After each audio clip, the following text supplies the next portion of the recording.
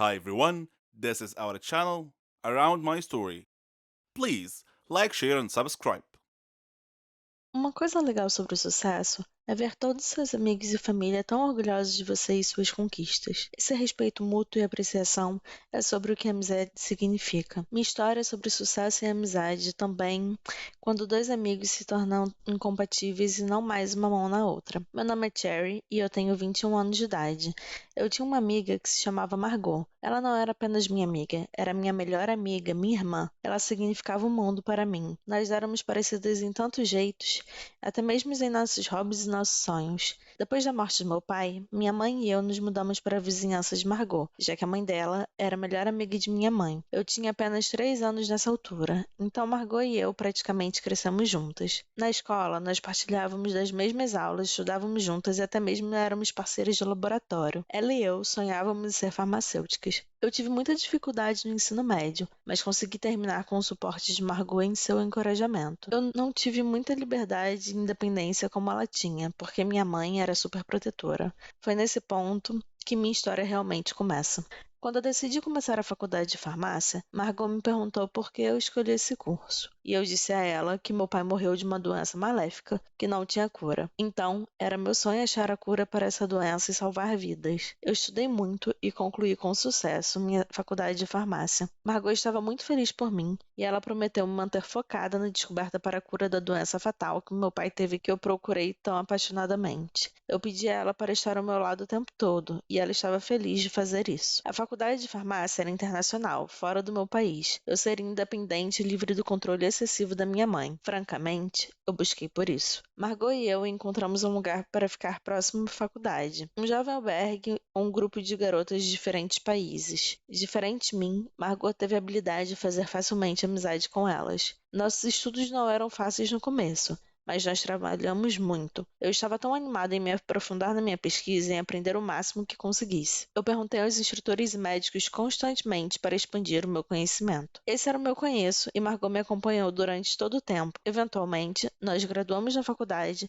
e começamos a nossa carreira. Eu comecei em uma companhia farmacêutica enquanto ela começou em outra. Nós éramos agora, de algum jeito, competidoras. No preparo para minha pesquisa privada, eu aluguei um flat próximo à minha empresa. Margot fez o mesmo, próximo à empresa dela. Ela estava sempre me perguntando como minha pesquisa estava indo. Ela sabia que eu estava tentando desenvolver um antibiótico para curar a doença do meu pai, mas não era fácil, porque a imunidade do corpo humano atacava os antibióticos e destruía antes que pudesse destruir as células da doença. Eu tinha descoberto uma substância neutra que o sistema autoimune não iria atacar, então a droga poderia penetrar no corpo longe o suficiente para encontrar e destruir as células da doença via interações químicas. Minha primeira pesquisa foi rejeitada, mas eu continuei tentando, e em cada tentativa eu descobri algo novo. Durante esse tempo, Margot também estava ocupada com seu trabalho. Um dia, ela me ligou. Ela estava chorando porque havia sido demitida de seu trabalho. Eles a acusaram de ter roubado uma pesquisa importante. Eu lhe disse que ela era tão profissional no seu trabalho que ela não deveria ficar triste, que deveria tentar um emprego na minha empresa. Eu disse a ela que eu a recomendaria para o meu coordenador. Ela me abraçou e me agradeceu demais e falou: "Você é realmente a melhor amiga de sempre, Cherry." No dia seguinte,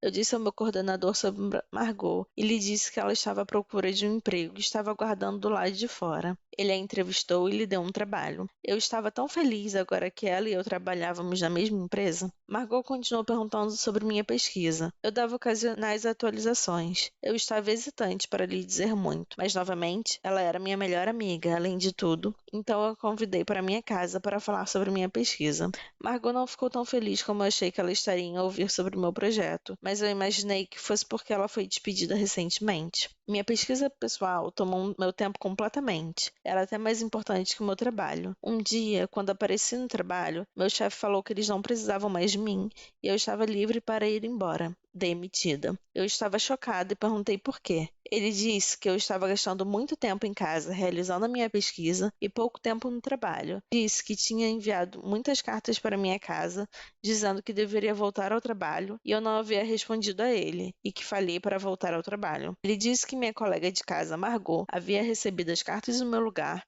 e havia prometido entregá-las a mim. Eu estava em choque. Eu lhe disse que ela nunca havia dito nada. Voltando a casa, eu confrontei Margot e perguntei por que ela não me entregou as cartas do meu chefe, como ela havia prometido a ele que faria. Ela agiu com justificativa e disse que ela havia recebido as cartas, mas andava tão ocupada que ela colocou elas de lado e esqueceu das cartas. Eu a perdoei, mas senti que ela não estava sendo completamente honesta comigo. Eu apaguei tudo isso e disse a ela que ser demitida iria deixar meu tempo todo livre, então eu poderia dedicar mais tempo na minha pesquisa. Dias depois, Margot me ligou e me chamou para celebrar com ela, e eu perguntei qual ocasião era. Ela disse que teve uma promoção e ficou com o meu lugar de trabalho, meu emprego anterior. Eu estava feliz por ela, mas ao mesmo tempo senti que havia algo errado com essas circunstâncias que parecia estar crescendo. O tempo passou e meu experimento finalmente encontrou sucesso. Eu havia sucedido em encontrar um remédio que destruíra as células da doença. Eu estava na Lua. Meu pai estaria tão orgulhoso de mim. Eu liguei para Margot e disse sobre a minha descoberta. Ela disse: "Oh, Cherry, você conseguiu, você descobriu a cura." Eu lhe disse que planejava apresentar minha descoberta para outra companhia farmacêutica em breve, uma melhor que a minha empresa anterior, que havia me demitido. Ela agiu feliz por mim, mas havia ficado um estranho olhar em seu rosto. Eu me senti com sono e disse boa noite. Ela disse que ficaria mais um pouco, então eu apenas fui dormir. Quando acordei na manhã seguinte, eu encontrei minha área de pesquisa em uma confusão e meus dados de pesquisa haviam desaparecido. Eu acordei Margot e disse a ela que alguém havia roubado minha pesquisa na noite anterior. Ela disse: "Isso não é possível. Quem mais sabia da sua pesquisa além de você e eu?" Eu disse: "Talvez fosse meu gerente anterior. E talvez ele tinha, de algum jeito, adivinhado que eu tinha feito um avanço. Não sei." Eu chamei a polícia e reportei a entrada do roubo dos dados da minha pesquisa, mas eles não puderam achar qualquer evidência sobre quem poderia ser o culpado. Eu voltei para o país desapontada e abatida. Consegui um novo trabalho em uma empresa próxima à minha casa. Muitos meses haviam se passado. Eu não tinha mais contato com Margot. Nós acabamos perdendo contato em algum lugar com o tempo. Então, um dia, minha mãe estava assistindo TV, quando ela de repente viu um programa que ia discutir uma nova droga para tratamento da maléfica doença que meu pai teve. Eles iam entrevistar o responsável por essa cura milagrosa. Sentei-me encantada. Eu tinha que assistir. Quando o entrevistador apresentou o convidado, era Margot. Eu não podia acreditar em meus olhos. Foi ela. Ela roubou a minha pesquisa. Minha tão chamada melhor amiga me traiu. E eu tinha tratado ela como minha irmã. Isso me destruiu profundamente. Eu tomei ações legais contra ela e consegui minha pesquisa de volta e recebi os créditos por encontrar a cura. Então, isso tudo estava ok. Mas a coisa que nunca poderia ser consertada, que não a cura, era a relação entre nós duas. Ela havia me golpeado pelas costas e destruído minha fé na humanidade. E eu não penso que eu possa achar a cura para isso. Você sabe, a verdade é mais estranha que a ficção às vezes, especialmente se você tiver um segredo sombrio em sua vida que poderia colocá-lo em perigo se fosse exposto. Esse era o meu caso e essa é a minha história. Meu nome é Charlotte e tenho 17 anos. Vivo com minha mãe. Meu pai faleceu antes de eu nascer, então minha mãe me criou sozinha. Minha mãe sabia tudo sobre mim, meus estudos, meus amigos. Ela tinha algumas regras que eu tinha que seguir. Comer fora era proibido, não podia ter novos amigos a não ser que ela soubesse tudo sobre eles primeiro. Eu pensava que essas regras eram uma paranoia e eu perguntei a ela por que tantas restrições às minhas amizades. Ela respondia simplesmente: "Você não pode confiar nas pessoas hoje em dia." Mas aquela não era uma resposta satisfatória. E quando eu perguntava o que aquilo significava, ela não dizia mais nada. À medida que eu crescia, essas regras me intrigavam ainda mais. Eu não conseguia evitar pensar que tudo isso tinha a ver com meu pai, de quem eu não sabia nada. Minha mãe sempre dizia que ele era problemático e que eu saberia de tudo com o tempo. Nas férias, eu me juntei a uma banda. Nós fazíamos muitos shows. Era a melhor. Eu era boa instrumentista e boa cantora. Quando nós acampávamos, conhecíamos estudantes de outros países. Nós fizemos muitos novos amigos e nos divertimos muito juntos. Tivemos ainda a chance de aumentar o sucesso e a reputação da banda. Depois da nossa primeira performance no acampamento, uma garota asiática se aproximou e me abraçou dizendo: "Charlotte, eu sinto tanta saudade de você." Pega de surpresa, eu perguntei: "Eu te conheço?" Ela me surpreendeu dizendo: "Você não me reconhece? Eu sou a Mary, sua amiga." Eu sorri e respondi: Você deve estar enganada, eu não te conheço. Após insistir que realmente era minha amiga, ela se desculpou e foi para junto de seus amigos. Estranho. Embora agora, ao pensar sobre isso, muitas vezes tenho a sensação estranha de que alguém estava me observando em todos os lugares que ia. Tentei me livrar desse sentimento em muitos momentos, mas nunca consegui. Sempre dizia para mim mesma que devia ser minha imaginação. Naquela noite, fomos todos a um passeio na floresta. Estava escuro e eu meio que me separei do grupo e me vi sozinha, cercada por árvores. Chamei pelos meus amigos, mas ninguém me ouviu. De repente, eu esbarrei em alguém. Parecia uma garota e eu me desculpei. Quando me virei para vê-la, eu fiquei chocada em ver a mim mesma, ou uma cópia de mim. Eu parecia estar olhando para mim mesma em um espelho. Quem é você? Eu perguntei. Eu sou Charlotte, ela respondeu. Isso é impossível. Eu sou Charlotte, eu afirmei com toda certeza. Você está com a gente aqui no acampamento? Sim, ela respondeu. Eu perguntei a ela o caminho de volta, ela apontou em uma direção e nós retornamos. Enquanto andávamos, o telefone dela tocou. Era o pai dela. Ele estava preocupado com ela e queria ter certeza de que tudo estava bem. Chegamos às nossas barracas sem nenhum incidente e eu disse: Foi muito bom te conhecer, Charlotte. Nos vemos amanhã? Senti uma forte conexão com aquela garota sem motivo algum. Então percebi que tinha esquecido minha bolsa e voltei para pegá-la. Novamente senti que estava sendo observada. De repente, algo atingiu a minha cabeça. Quando eu acordei, estava sentada em um carro cercado de pessoas usando óculos de sol. E eu estava apavorada. Quem são essas pessoas? Eu exigia saber. E o que vocês querem de mim? Um homem disse que meu pai era a razão de eu ter sido sequestrada. Quando eu disse que meu pai tinha morrido há muito tempo, ele riu. Então ele espirrou alguma coisa no meu rosto e eu perdi a consciência. Quando mais tarde eu acordei, a outra Charlotte estava amarrada ao meu lado. Um homem parecia confuso ao dizer duas de mim, e ele perguntou ao seu chefe qual das duas era a garota que procuravam. De repente ouvi alguém gritar: Parem! Não se mexam! A polícia apareceu dentre as árvores, cercou o carro e prendeu os homens. Depois desamarraram as duas Charlotte. Alguém surgiu parecendo muito preocupado. A outra Charlotte começou a acordar e perguntou onde estava e o que estava acontecendo. Então ela viu seu pai correndo até ela. O pai dela me olhou e perguntou meu nome e o nome da minha mãe. Quando eu respondi, ele disse que sabia quem eu era e que eu levasse um abraço para ela e que dissesse que ele continuava a guardar seu segredo. Então ele me deu uma medalha e me abraçou, dizendo que não sabia se me veria de novo. Eu ainda estava olhando para ele confusa e ele sorriu e me perguntou onde meu pai estava. E eu disse que ele tinha morrido. Ele disse que aquele era um acordo entre ele e minha mãe e que eles estavam apenas tentando proteger a minha outra Charlotte, que era minha irmã gêmea. Ele disse que teve problemas em seu trabalho, algumas pessoas ameaçaram nos matar, então ele e minha mãe decidiram nos separar. Ela ficou com você e eu fiquei com sua irmã gêmea, ele disse. Nós fizemos isso para mantê-las a salvo e eu chamei sua irmã Charlotte exatamente como você. Me senti ainda um pouco esgotada naquele momento. Era absurdo. Eu não conseguia acreditar. De repente, eu ouvi alguém me chamar. Charlotte, acorda! Está na hora da viagem. Você deve ter tido um pesadelo porque você estava gritando. Eu acordei na barraca com uma amiga. Nós saímos da barraca. Eu parei. Bem na minha frente, olhando fixamente nos meus olhos, estava a outra garota, que era a minha imagem no espelho. Fui amaldiçoada, e isso vai assombrar-me para o resto da minha vida.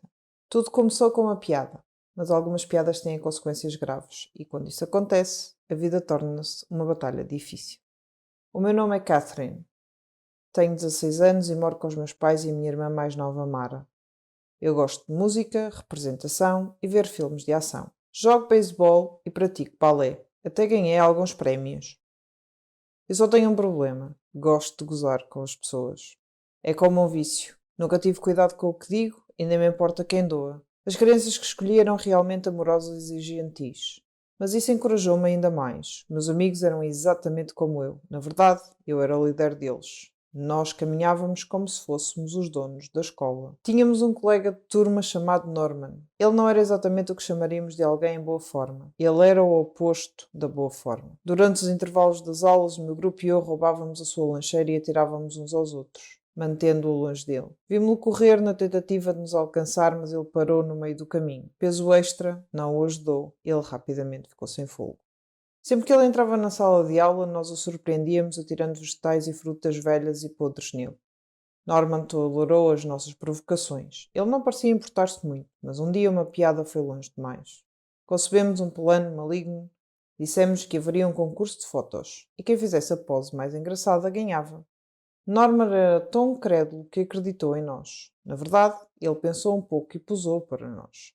Fizemos o possível para não desatar as gargalhadas enquanto tirávamos fotos dele. No dia seguinte, quando ele chegou à escola, Norman descobriu que as suas fotos da sessão tinham sido afixadas nas paredes da sala de aula e as crianças riam, escrevendo comentários por todo lado. Norman ficou mortificado e olhou para os rostos dos seus colegas. Todos se riam e apontavam para ele. Norman começou a chorar, seu nariz começou a sangrar, então desmaiou. Um professor teve que chamar uma ambulância para levá-lo ao hospital. Eu certamente não esperava que isso acontecesse. Sabíamos que Norman ficava às vezes muito cansado e perdia o resto do dia de aulas, mas não sabíamos que ele tinha um problema de saúde. Senti um profundo pesar. A maldição de que falei no início começou quando uma rapariga chamada Naomi se juntou à nossa turma como aluna nova. No seu primeiro dia, o nosso professor trouxe-a e apresentou-a. Ela sentou-se numa mesa da última fila. Percebi que ela olhava sempre para mim de um modo estranho e perguntei-me porquê. Ela olhou-me com desdém. Eu não conseguia entender porquê, afinal, era a primeira vez que a conhecia. Eu evitava, principalmente porque a sua aparência deixava-me desconfortável. E sempre que o meu grupo queria gozar com ela, eu dizia para a deixarem em paz. Eu senti que havia algo estranho com essa rapariga. Um dia, durante a aula de ciências, o professor colocou-nos em pares para fazer uma experiência de laboratório. Eu pretendia perguntar sobre a maneira como ela me olhava, mas antes que eu pudesse dizer alguma coisa, ela tomou a iniciativa e surpreendeu-me ao abordar o assunto. Vais pagar pelo que fizeste ao Norman, disse ela friamente. Olhei para ela e perguntei como conheces o Norman e do que estás a falar. Ela respondeu, não importa como sei, apenas sei. Passei os dias seguintes a pensar nas suas palavras. Depois, Naomi ignorou-me completamente, sem olhares fixos, sem olhares acusadores. Era como se para ela eu não existisse. Eu não entendi. Então, chegou o dia. Tivemos um jogo de basquetebol. Era a decisão do campeonato. Mas eu ainda estava ocupada a pensar nas palavras de Naomi. Durante o jogo eu olho para Naomi e apanhei a olhar para mim, o que me distraiu. Um dos jogadores da outra equipa de repente esbarrou em mim, derrubando-me e fazendo-me cair mal sobre um dos joelhos. A dor que eu sentia. Tive que abandonar o jogo para ser levado ao hospital. No hospital, o médico disse que eu tinha uma ruptura de ligamentos no joelho e disse que eu precisaria de uma cirurgia e de muitos medicamentos. Depois de passar pelo bloco operatório, comecei a tomar os meus medicamentos. Isso fez-me ganhar peso, embora eu não comesse muito, apenas vegetais e fruta. Eu perguntei ao médico sobre o meu aumento de peso repentino. Ele disse-me que os medicamentos que eu estava a tomar afetavam o meu equilíbrio hormonal, o que raramente acontecia, mas que no meu caso estava a acontecer. Ele disse que eu teria de ou aguentar as dores ou lidar com o excesso de peso, porque tal não iria parar. Então aí está a malta. Esta é a maldição que Naomi lançou sobre mim. O preço que tive que pagar pelo que fiz a Norman. Eventualmente fiquei boa o suficiente para ir fazer os meus exames finais. Quando cheguei à escola, todos os meus amigos olharam para mim e começaram a rir. E eu agora era o seu alvo, a sua presa. Um deles disse,